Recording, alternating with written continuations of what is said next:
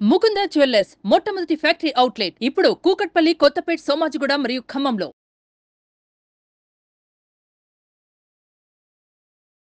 నమస్కారం శంకరి గారు. నమస్తే సార్. మేడం, చాలా వరకు మీరు చెప్పారు అండ్ చాలా మంది కూడా చెప్తూ ఉంటారు, మనం ఏ రకంగా ఆలోచిస్తే అదే మనకి కనిపిస్తుంది, వినిపిస్తుంది అండ్ అదే మనం కూడా చేస్తాము అని చెప్తూ ఉంటారు. అండ్ మనకి పాజిటివ్ థాట్స్ కావచ్చు, నెగిటివ్ థాట్స్ కావచ్చు, అసలు ఏ విధంగా డెవలప్ అవుతాయి, దాని ప్యాటర్న్ ఎలా ఉంటుంది, ఈవెన్ మనకి నెగిటివ్ ఎమోషన్స్ ఉన్నా, నెగిటివ్ థాట్స్ ఉన్నా కూడా వాటిని పాజిటివ్ థాట్స్ లాగా ఎలా మార్చుకోవచ్చు అంటారు మేడం? యద్భావం తద్భవతి. నువ్వు ఏదనుకుంటావో అదే జరుగుతుంది. ఎందుకు జరుగుతుంది? బికాస్ నువ్వు కంప్లీట్గా నీలోని ఆ థాట్ ప్రాసెస్కి ట్రావెల్ చేపించేస్తావు కాబట్టి. అలాగే మనం first impression is best impression. ఒక వ్యక్తిని ఫస్ట్ మనం చూసినప్పుడు వాళ్ళ మీద కలిగేటటువంటి ఇంప్రెషన్ మనకి లైఫ్ టైం ఉంటుంది. ఆ మనిషిని మంచిగా చూసామనుకోండి, మంచిగానే కనబడతాడు. ఇప్పుడు ఎంత చెడ్డోడైనా కూడా మంచిగానే కనబడతాడు. మనం చూడటమే చెడుగా చూసామనుకోండి, లేదా నీకు మనసుకు బాధ కలిగించే విధంగా వాళ్ళు ప్రవర్తించినప్పుడు వాళ్ళ మీద నీకు నెగిటివ్ థాట్ కలిగింది అనుకోండి, లైఫ్ టైం వాళ్ళు నీతో మంచిగా ఉన్నా కూడా నీకు నెగిటివ్ ఫీలింగే ఉంటుంది వాళ్ళని చూడగానే. ఎందుకు అని అంటే మన యొక్క థాట్స్ ఏవైతే మనం డంప్ చేసుకుంటుంటామో అవి కొంత ఎనర్జీని క్రియేట్ చేస్తాయి. Thoughts create energy. సో అటువంటి థాట్స్ని కొన్ని వాటిని మనం స్టోర్ చేసి పెట్టామనుకోండి, ఏమవుతుంది? ఆ ఎనర్జీ అంతా కూడా either it goes to positive way or negative way. పాజిటివ్గా వెళ్తే మనల్ని మనం హీల్ చేసుకోవచ్చు, నెగిటివ్గా వెళ్తే మనల్ని మనం చంపేసుకోవచ్చు. ఎవరి లైఫ్ని ఎవరు డిస్టర్బ్ చేయరు. ఎవరి లైఫ్ ఎవరు డిస్టర్బ్ చేస్తున్నారండి అంటే you your self disturbs our life. True. ఇది నీ యొక్క పాజిటివిటీ మీద, నీ యొక్క నెగిటివ్ థాట్స్ మీద, నీ పాజిటివ్ థాట్స్ మీద ఆధారపడి ఉంటుంది.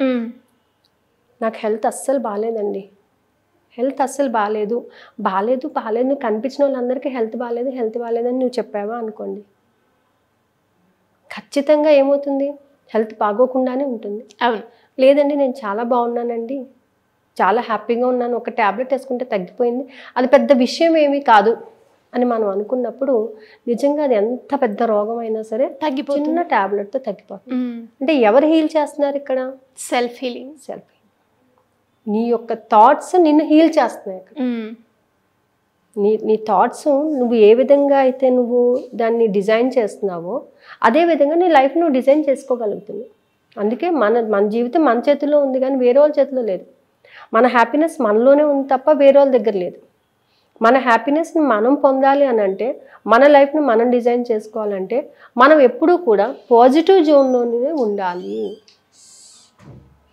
ఆ పాజిటివ్ జోన్లోనే ఉండి ప్రతి దానిని పాజిటివ్గా చూస్తూ ఉంటే పాజిటివ్ ఎనర్జీని డెవలప్ చేసుకుంటాం. ఈవెన్ మెడిటేషన్లో కానివ్వండి, మీరు ఇంకేదన్నా కానివ్వండి, కొంత పాజిటివిటీని రిసీవ్ చేసుకున్నప్పుడు మాత్రమే అది పాజిటివ్గా వెళ్తుంది.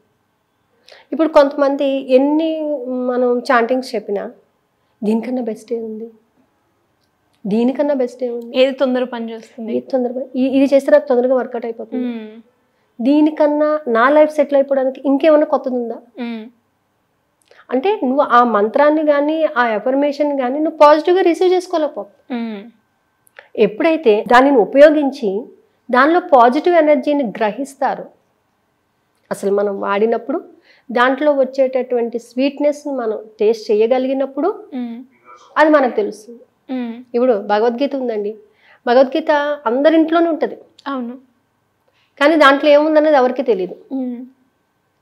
దాంట్లో ఏముంది, దాన్ని ఎందుకు చదవాలి, అది మన లైఫ్కి ఎలా ఉపయోగపడుతుంది, దానిలోంచి మనం ఏం నేర్చుకోవచ్చు, గీతాసారం అది, భగవద్గీత అది భగవంతుడు ఇచ్చాడు, అది మనం పూజిస్తాం అంతే.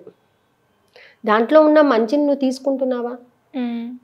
రెగ్యులర్గా దాని గురించి నువ్వు కొంత ఆలోచన చేసినట్లయితే లైఫ్లో కావాల్సిన ప్రాబ్లమ్స్ అన్నిటికీ సొల్యూషన్ అందులోనే ఉంటుంది. అంటే ఎప్పుడు నువ్వు పాజిటివ్గా రిసీవ్ చేసుకున్నప్పుడు, ఏముందిలే భగవంతుడు ఏం చెప్పాడు అని అనుకున్నారే అనుకోండి, నువ్వు ప్రాబ్లం ఫేస్ చేస్తూనే ఉంటావు. ఎప్పటి వరకు? నువ్వు రియలైజ్ అయ్యే వరకు. సో రియలైజేషన్ అనేది నువ్వు ముందు గ్రహించినట్లయితే నీ ప్రాబ్లం డైల్యూట్ అవుతుంది. లేదు నేను ప్రాబ్లమ్ని గ్రహించినంటే నువ్వు కాన్సన్ట్రేట్ చేసుకుంటుంటావు. సో ఇవన్నీ ఎక్కడి నుంచి వస్తున్నాయి? నీ యొక్క థాట్స్ బట్టి వస్తాయి. నువ్వు ఏదైతే వెలివేసి చూస్తున్నావో ఏదైతే నీది అని అనుకుంటున్నావో దాన్ని నువ్వు పాజిటివ్గా రిసీవ్ చేసుకోగలిగినప్పుడే డబ్బునైనా సంపాదిస్తావు, కీర్తి ప్రతిష్టలైనా సంపాదిస్తావు. లేదు డబ్బా అండి అని అన్నామే అనుకోండి, it's a negative thought. So డబ్బా అని అన్నావు కాబట్టి డబ్బు నీకు అవసరం లేదనమాట. డబ్బు నాకు కావాలి, డబ్బుని నేను ప్రేమిస్తున్నాను, డబ్బుని నేను ఆకర్షిస్తున్నాను అని నువ్వు పాజిటివ్గా రెస్పాండ్ అయినప్పుడు డబ్బు కూడా నీ దగ్గరికి రావడం జరుగుతుంది. అంటే ఎప్పుడు కూడా కొన్ని పాజిటివ్ థాట్స్ని నువ్వు లోపలికి డంప్ చేసుకో, కొన్ని పాజిటివ్ థాట్స్ని రిలీజ్ చేయి. ఎవ్రీ టైం పాజిటివిటీతోనే ముందుకు వెళ్ళినట్లయితే అది నిన్ను హీల్ చేస్తుంది. ఇప్పుడు ₹1,00,00,000 అప్పు ఉన్న వాళ్ళు కూడా 1 సంవత్సరం 2 సంవత్సరాల్లో తీర్చుకునే వాళ్ళు ఉన్నారు. ఏంటి ₹1,00,00,000 అప్పు కూడా. ఓ 10 లక్షల అప్పు ఉన్నవాడు 10 సంవత్సరాలు అయినా కూడా అప్పు ఉందండి అని ఏడ్చే వాళ్ళు ఉన్నారు. ఎందుకు? మన మైండ్ సెట్. నీ మైండ్ సెట్ని దాని మీద నువ్వు ఫోకస్ చేసేటటువంటి విధానం మీద ఆధారపడి ఉంటుంది. ట్రూ. ₹1,00,00,000 అప్పు ఉందా, తీర్చేస్తానండి, ఏదో ఒక అవకాశం దొరుకుతుంది నాకు, వచ్చిన ప్రతి అవకాశాన్ని నేను ఉపయోగించుకుంటాను, అది ₹1,00,000 రానియండి తీర్చుకుంటాను, 20 రానియండి తీర్చుకుంటాను, 30 రాని తీర్చుకుంటాను అని అనుకునే వాడికి తీరిపోతుంది అది. నేను 10 లక్షలు ఒకేసారి తీర్చాలి అనుకునే వాడికి తీర్చలేడు. నేను 10 ఒకసారే కట్టాలండి, 10 రావాలండి అని అనుకున్నప్పుడు నీకు అది బర్డెన్ సమ్గానే మిగిలిపోతుంది కదా. కాబట్టి డబ్బు విషయమే కాదు, నీ సెల్ఫ్ హెల్త్ విషయమే కాదు, దేని గురించి అయినా పాజిటివ్గా ఆలోచించినట్లయితే ఆ పాజిటివిటీ నీకు ఎనర్జీని క్రియేట్ చేస్తుంది, పాజిటివ్ ఎనర్జీని క్రియేట్ చేస్తుంది. సో ఈ పాజిటివ్ ఎనర్జీ నువ్వు పాజిటివ్గా ట్రావెల్ చేయడానికి నీకు ఉపయోగపడుతుంది. సో దానివల్ల ఏంటంటే నీ హెల్త్ పాయింట్ ఆఫ్ వ్యూలో బాగుంటుంది, నీ కెరియర్లో సోర్సెస్ దొరుకుతాయి, ఫినాన్షియల్గా ఎదగడానికి అవకాశాలు దొరుకుతాయి. ఇవన్నీ మనకు వచ్చినప్పుడు కొంచెంసేపు పాజిటివ్గా, కొంచెంసేపు ఏంటి లైఫ్ అంతా పాజిటివ్గా ఆలోచించవచ్చు. ఒక నెగిటివ్ కూడా లేకుండా మనం అన్ని పాజిటివ్గానే ఆలోచించవచ్చు. అందుకే మనం 9P ఫామ్లో ఆల్రెడీ చెప్పుకున్నాం 2 years back. See positive, think positive, hear positive, talk positive అని అన్ని పాజిటివ్సే చెప్పుకున్నాం. సో నువ్వు చూసే విధానం, నువ్వు మాట్లాడే విధానం, నువ్వు అందరితో మింగిల్ అయ్యేటటువంటి విధానాన్ని బట్టి నీ లైఫ్ డిసైడ్ అయిపోతుంది. So everything should be in the positive. A positive thoughts creates positive energy కదా.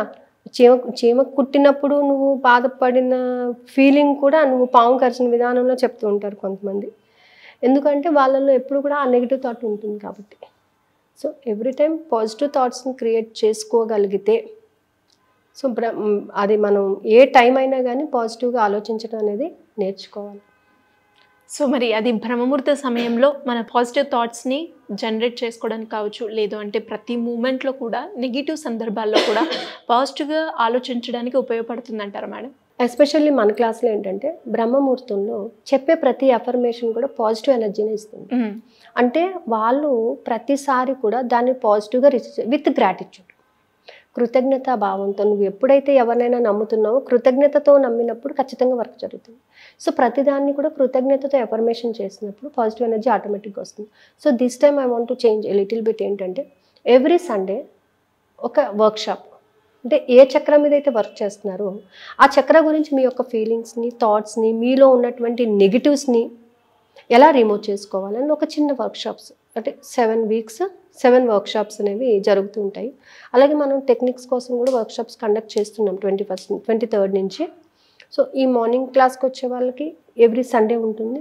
రెగ్యులర్గా వచ్చే వర్క్షాప్ చేసుకునే వాళ్ళకి రెగ్యులర్ ప్యాటర్న్లో 23rd నుంచి క్లాసెస్ ఉంటాయండి.